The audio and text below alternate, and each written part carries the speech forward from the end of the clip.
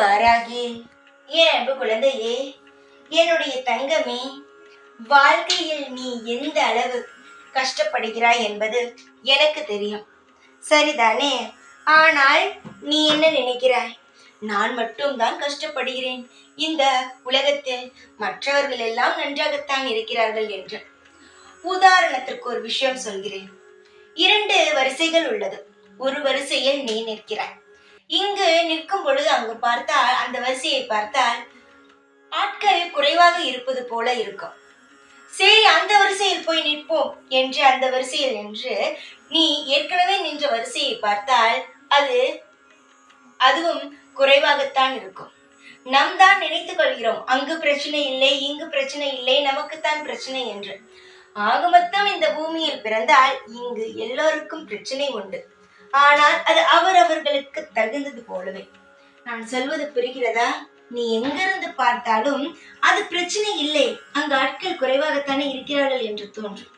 அதுவே அந்தந்த இடத்தில் கிட்ட போய் பார்த்தால் மட்டும்தான் தெரியும் அவர்களுக்கு எவ்வளவு பிரச்சனை இருக்கிறது வாழ்வில் என்று.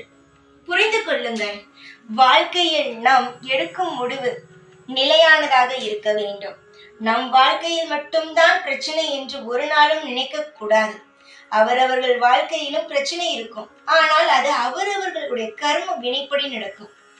உன் வாழ்வில் இப்பொழுது 100% பிரச்சனையை அனுபவிக்கிறாய் என்றால், ஒருவன் 50% அவன் அனுபவிப்பான். ஆனால் அவன் கர்ம வினை அவனுக்கு தொடரும். இதுவே வாழ்க்கை.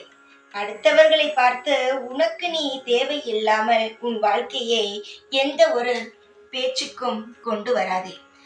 எல்லோருக்கும் வாழ்க்கையானது மாறும். நிச்சயமாகவே உன் வாழ்க்கையும் மாறும். இப்பொழுது கஷ்டப்படுகிறோம் என்று சொல்லாதே. எதிர்காலத்தில் எப்படி வாழப்போகிறோம் என்பதை மட்டும் நான் சொல்வதை ஞாபகம் மட்டும் வைத்துக்கொள்.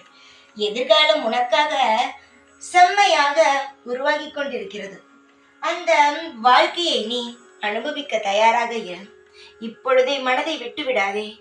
மனமானது எப்பொழுதும் தூய்மையாக இருக்க வேண்டும். யாரையும் பார்த்து ஆசைப்படக்கூடாது. உனக்கு எதை நான் தந்திருக்கிறேனோ அதை வைத்து வாழ்ந்து வா.